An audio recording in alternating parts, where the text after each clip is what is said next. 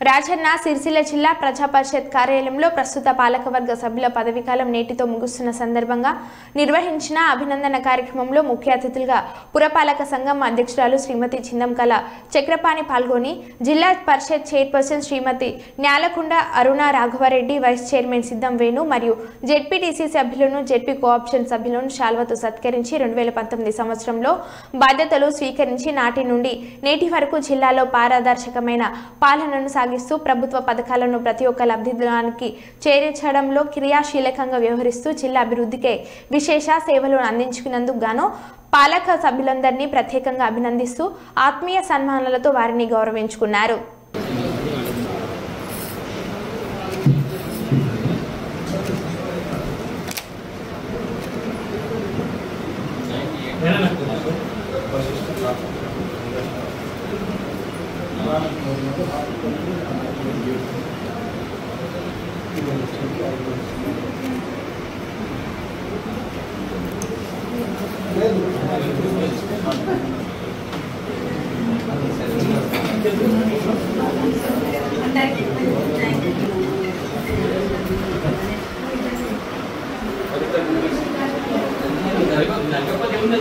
మేము ఒకటి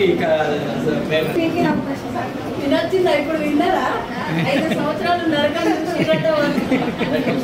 జెడ్పీటీసీ అందరూ ఒక ఫోటో